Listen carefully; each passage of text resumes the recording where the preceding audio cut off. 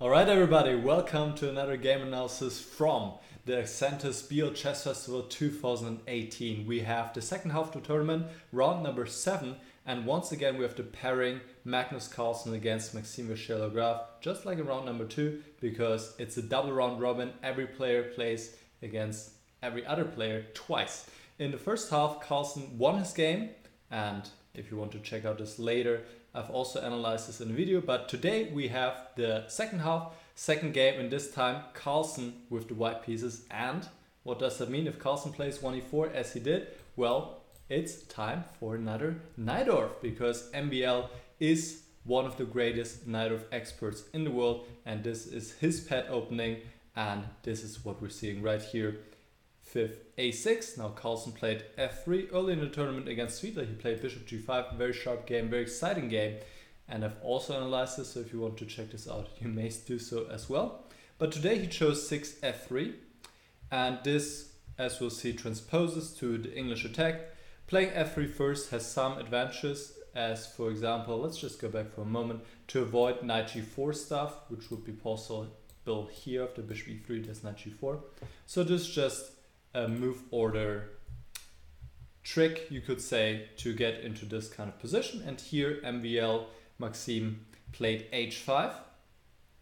Now queen d2, h5 has become more popular recently. The point is that black stops g4 once and for all. This is usually what white does in these positions, play g4, g5 to attack this knight on f6 and get better control over the square on d5. The square d5 is of central importance in this variation with the pawn structure like this. So there's a constant fight over the square, and by playing h5, black is pretty much stopping g4, g5 and maintaining a better control of the d5 square. Of course, this move also has drawbacks. For example, the square g5 is weakened, as well as if black decides to castle kingside later on, then he has already made a move in front of his pawn in front of the king, so that can also turn out to be a drawback. Queen d2, knight b d7, now knight d5, this is one of the main lines. Bishop takes d5, the knight cannot be allowed there, and now this pawn structure has changed. White has obtained the bishop pair. On the other hand, this structure is better for black now because he has gotten rid of the weakness on d6, and he doesn't have to worry about the square on d5 anymore. Still complex position, very much complex. Now white has the majority on the queen side and black has the majority on the king side, and this will tell you where you want to play. You want to play on the side of the board where you have more pawns, and this is what we'll see in this game as well. White will play on the queen side, black will play on the king side. First off, though, development. g6, bishop goes to g7, castle, and here there have been over 1,000 games played in this position, but no one played the move that Maxime played right now, and it seemed that he had this idea during the game because he thought for 8 minutes and he played a5, which is very interesting, and I could not really find a refutation to this or why it's such a bad move. He said during the press conference he thinks it's dubious, but to me it's a very interesting idea. Earlier, castle and b6 have been played. These are the two main moves. And why a5? For example, after castle, there's knight a5. And now you cannot really get rid of this knight anymore, because if you play b6, there's knight c6. So this is the point behind playing a5 here. And now Carlsen plays very logically a4. But honestly, and I cannot really say that I have made deep research about this position, but from what I've seen so far, seems that by playing a4, the structure becomes fixed, the pawn structure on the queen side, and becomes difficult for white to break through. And we'll see what I mean later. Castle, bishop b5. White takes advantage of this nice square for the bishop, and now c4, b6, and here's what I mean. Now, with this structure, white will not be able to get a nice break. You would rather have the pawn still on a3 to play the knight away and then play b4 and to keep your pawn structure intact. If you now at some point play b4, you have to take back with a piece and your structure doesn't stay intact, and also what that means is you will not get control over the c5 square. Black will for the rest of the game have control over the c5 square because you cannot get a pawn there to cover the square. If you were able to take with a pawn on b4, you could. So to me, this seems like an achievement for black, and I think black is fine here, even though a computer really likes white's position. Well, still a lot of analysis has to be done here, and future games will show if this is to be repeated. h3 was played by Carlsen here, and now knight c5. Puts the knight there, knight takes, pawn takes. Now the pawn structure has changed once again. Black is now complete control here over the b4 square. And this looks very attractive for black, because now you might be asking, where's white playing? But Carlsen had seen this coming, and here's his plan. He wants to get the rook into a game. Rook a3, rook b3. Knight h7. We see black is playing on the queen side. He plays the knight away so he can push f5. Rook b3, f5. Now bishop c6. And here Maxime played rook a b8, which looks logical. But I think rook a7, well, I and the computer I should say, rook a7 is very interesting, and if you let the computer run deep enough, depth over 40, which is 40 half moves, that's 20 moves, that's really deep, that already gives a big advantage for black here. Because what happens is, black will get some attack going. Maxime was afraid of queen e1, f4, queen, and this setup that white just goes for this pawn on a5, but in the meantime, black will get his attack going with something like this, knight g5, e4, and you have to realize white pretty much has a few pieces out of play here, whereas black can pretty much use all his pieces. And this can become incredibly difficult to play, to defend, especially in a practical game. So this seems to be a very promising alternative here for black. MVL played rook a b8, now rook b5. Here we see the idea behind Carlsen's moves. He wants to bring the rook to b5, where if black takes the rook, then white will get a protected passed pawn. And if black doesn't take the rook, then white is always threatening to take the pawn on a5. And the bishop, of course, is nicely covering the a8 square. And if this pawn is gone, then it will also support the advance of the a pawn. Black has his counterplay though, with f4 and e4, a pawn sacrifice, which Carlsen does not accept. If he takes, the queen comes to e7, we'll go after the pawn. Black has very nice counterplay here on the dark squares. The knight can come to g5, f3 in the air. A lot of ideas, and black will definitely have compensation for the pawn here. Queen c2 was an interesting move. And now MVL played queen e7 nonetheless. e3 might have been a better move, but in either case, the position just remains incredibly complex. e3 is the move you think of first, but probably MVL thought that here, with this attack on the pawn and the bishop threatening on a5, there's not much to do. Computer says black is fine after takes, and simply king f7, and the pawn on e3, the protected passed pawn here, is also causing some trouble, but once again, this is incredibly difficult to play for both sides.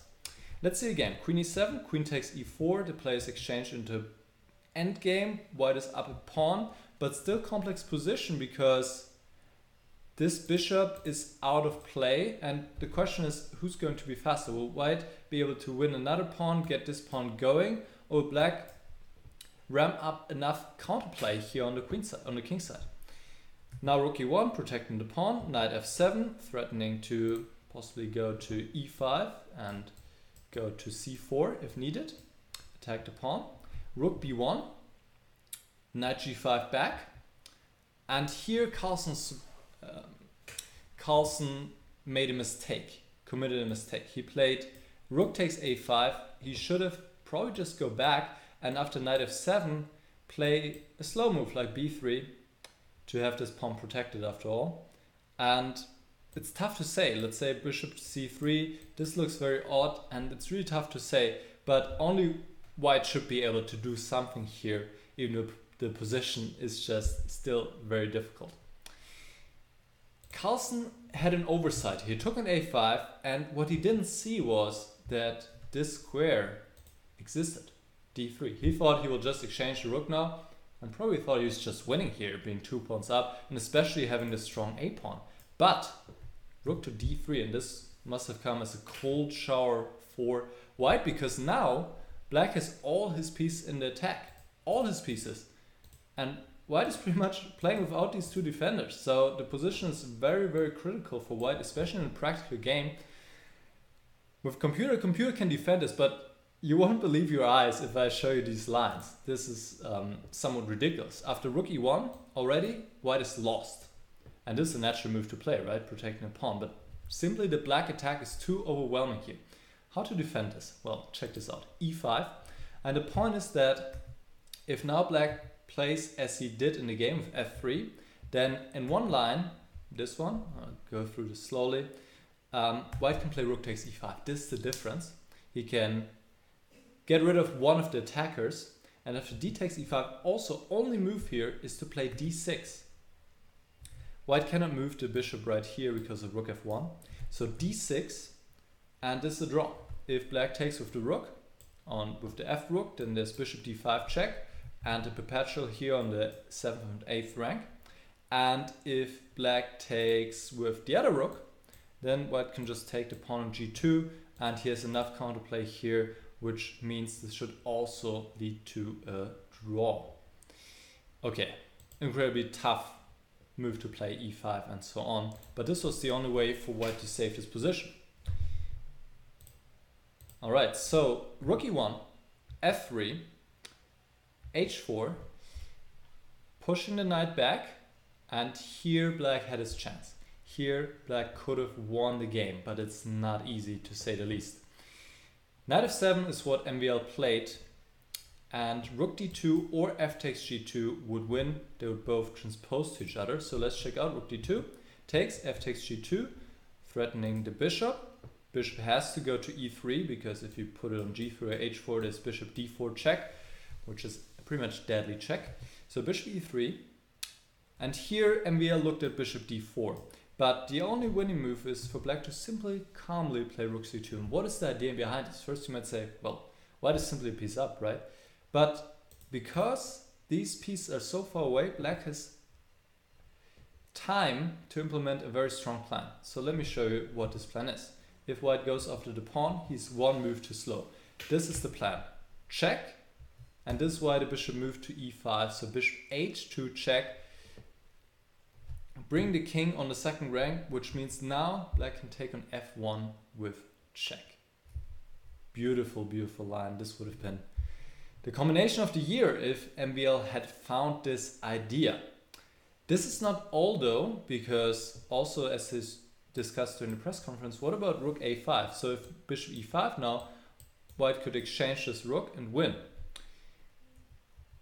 Here there's also only one winning way, which is rook f3. And for one, there's the third rook takes e3 followed by bishop d4, and there's also rook h3. So after check, pinning the bishop, rook h3, threatening checkmate, only move white can place bishop f2, but now he will lose the rook, and black is also threatening to win this piece, take the pawn on b2. White will not have enough play here, and he's completely lost in fact. So this was black's chance to win this game. Of course, very tough to see. And MVL played knight f7 because he also thought, well, I have a chance here. He does, but it's far from clear. Knight f7, a5. Carlsen goes for the counterplay. That's what he needs to do here. Needs to push the pawn so he's in time to get counterplay. And he just keeps on pushing, ignores completely what black is doing, and in fact works out. F takes g2. And now he kept on pushing. So the last 4 moves he played were pawn moves. That's somewhat hilarious. There was another move here which arguably is stronger but also quite unclear. Rook b8. Now let me show you this line. Knight f3 check. Takes. So this is a variation. This is not what happened in the game. King f1 check. King takes e1. And now important move king h7 to unpin this rook. So if now white queens, black can bring the second rook into a game and give checkmate right here. But as MVL also spotted, rook takes f8 is possible, and then white could go into his opposite colored bishop endgame, which is quite unclear still because black is going after his pawn, but white can push e5 and he should be able to hold this one even though it's close. But computer shows this is a draw in the end. Tough endgame. All right, let's see the game. In the game, a8 queen followed. And now MVL played knight f3, and after this move, he does not really have any chances anymore. The best try was to take the queen and now not play knight f3, king takes g2, knight takes e1. This should also lead to a draw here. White should be fine here after moving the bishop. But instead play knight d3, attacking bishop and rook. And white has to be very careful here. Once again, tough position. And white should play this move to stay in the game pretty much. So already practically this would be a good try, because e5, not an easy move to make. Of course you could expect it from the world champion, but still, he would need to find it. And now knight takes f2 is best, not bishop takes e5 because of rook takes e5. Knight takes f2, king takes g2, there was a nasty threat of knight h3 right here. King takes g2, knight g4 check, taking on e5. Black is down in exchange, but he has beautiful pieces, beautiful compensation here, and is definitely the one pressing. So this would have been uncomfortable for white, even though probably also defendable, but still the best try to play for a win for black. Let's see the game. Knight f3 check, king takes g2, knight takes e1, also with check. Another intermediate move, king f1, yet again another check, king takes on e1, but now it's about time the black takes the queen. Remember, he cannot go for the checkmate I just showed because here the rook is pinned, so this doesn't work. Rook takes a8. Now Carlsen took this rook, check, king e2, and now what do we have here? We have an equal endgame. Pawns are, well, almost equal. Black's one pawn down, but he's about to win one back, and now Carlsen played some more precise moves to hold the draw. b4 here, and this really leads to simplifications. If black takes the pawn e4, then takes here, and d takes c5, allowing the strong d passed pawn wouldn't help, and if the rooks come off, this is what you need to know about opposite colored bishop endgames. They have a really big draw intensity. Even if you're 2 pawns down, they're often still a draw. So this did not happen. In the game, MVL took on b4, and after c5, he played bishop e5, takes, bishop takes, but now king d3, and white also has his potential here with the pawns. King f7, rook b6, and now the players repeated moves like that because both sides cannot really make any attempts here in a serious manner to play for a win. So the game ended in a draw, but what an exciting battle, and definitely from a strategic point of view, very, very interesting, with a lot of themes, and this whole idea of white playing on the queen side and really trying to push through there, putting his bishop and his rook out of the game pretty much, and black coming back with the attack against the king. This is so thematic for this kind of structure. Even though we were in an endgame, this is what usually happens with this kind of pawn structure. And in the end, Carlsen was just in time to get his queenside counterplay to save the game. MVL had a big chance, but really difficult to spot.